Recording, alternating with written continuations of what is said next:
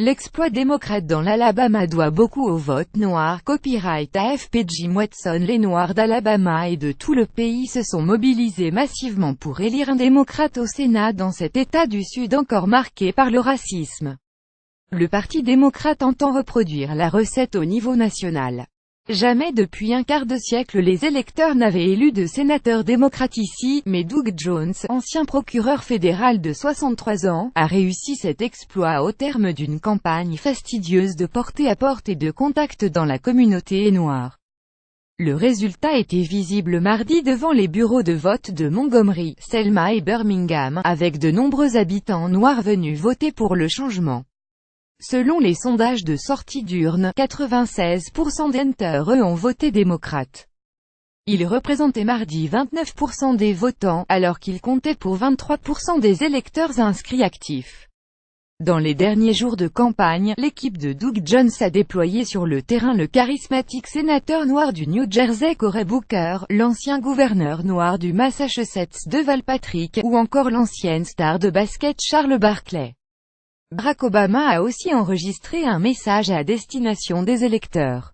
Des bénévoles venus du New Jersey, de Floride et d'ailleurs étaient également venus prêter main forte, certaines femmes portant le bonnet rose Pussy de la marche des femmes organisée à Washington après l'investiture de Donald Trump en janvier. Un appui extérieur indispensable pour un parti moribond localement, dont l'infrastructure de terrain avait quasi disparu. Le Parti démocrate en Alabama ne fonctionne plus depuis des années, confirme à l'AFP Richard Mook, président de la section du parti dans le comté de Jefferson. Mélanie Jeffcoat, une bénévole blanche de Birmingham, a passé son dimanche à arpenter les rues pour appeler aux électeurs de voter, et assurer qu'elle n'avait jamais vu autant d'enthousiasme pour un candidat depuis Obama. A posteriori, la militante exagérait à peine, tant certains quartiers ont vu un affluent de voix. La participation était initialement prévue autour de 20 ou 25%, elle a finalement été d'environ 35%, selon les autorités locales. Démocrate revigoré, Doug Jones a gagné grâce à la participation, a estimé Keith Ellison, représentant démocrate. Participation des Noirs, participation générale. Tout vient de l'organisation de terrain. Le président du Parti démocrate, Tom Perez, a pris l'exemple du comté Lee, nommé en l'honneur du général confédéré Robert Lee, symbole de l'époque de l'esclavage. Donald Trump l'avait remporté l'an dernier, et Doug Jones y a battu son adversaire, le républicain Roy Moore, de 17 points.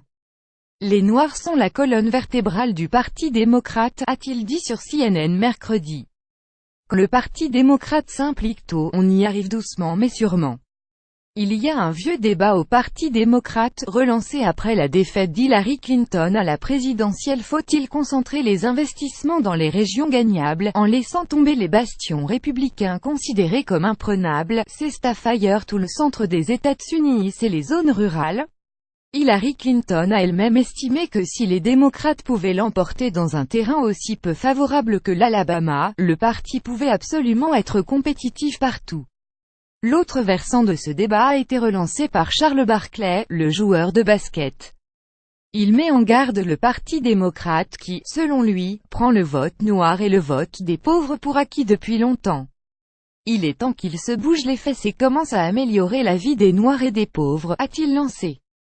La performance de l'Alabama ne doit toutefois pas tout aux Noirs.